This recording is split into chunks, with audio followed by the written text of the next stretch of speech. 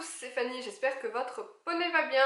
Je vous retrouve aujourd'hui dans cette première vidéo de décembre en la jouant très originale puisque d'une ça va être une vidéo de Noël et de deux ça va être ma wishlist pour ces fêtes de fin d'année.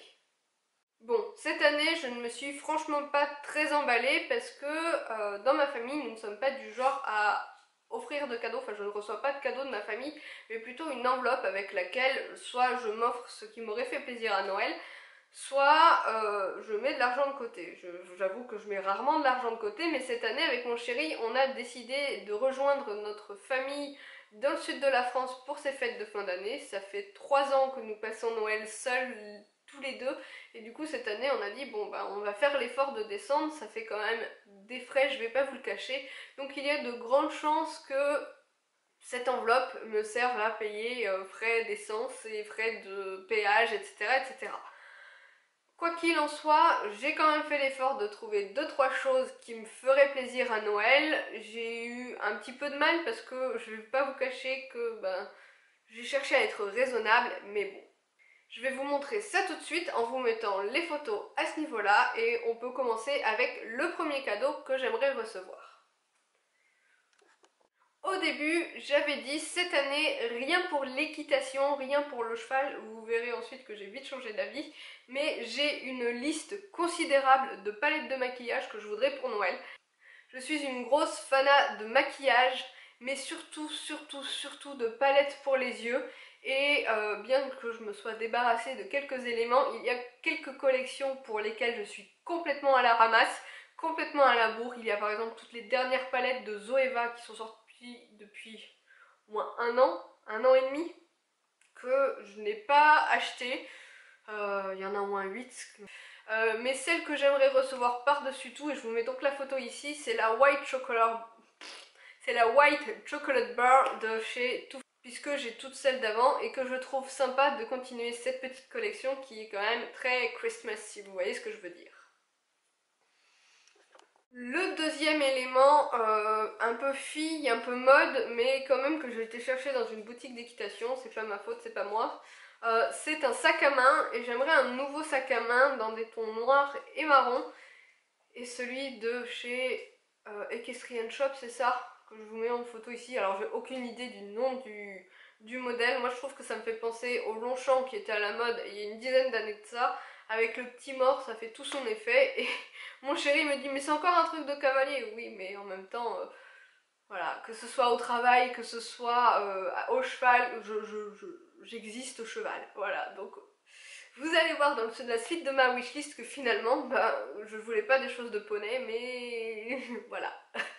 Le plus gros élément équitation que j'ai mis dans ma wishlist cette année, c'est ceci. Alors vous allez me dire, mais qu'est-ce que c'est? En fait, c'est un porte-selle de la marque Lager. Je pense que c'est franchement plus pratique que les porte-selles en chariot classique, parce que du fait qu'il y ait cette espèce de cube, on peut y mettre tout son bordel dedans sans que ça ne tombe dans tous les sens.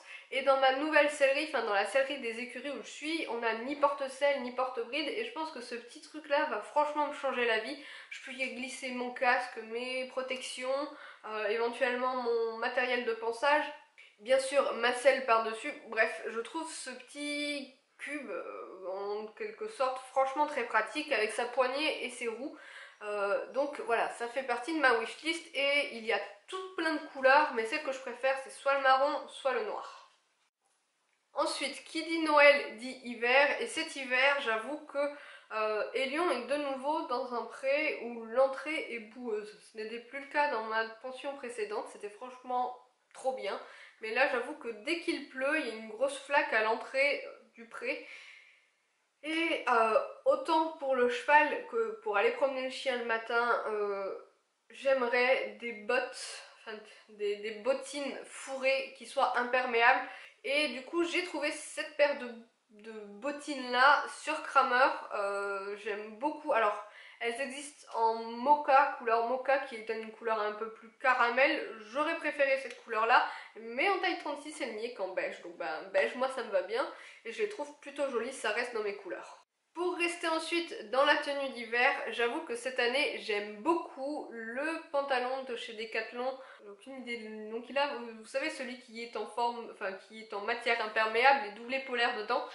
Et cette année, ils l'ont sorti en déclinaison beige et je le trouve trop joli, j'aime beaucoup.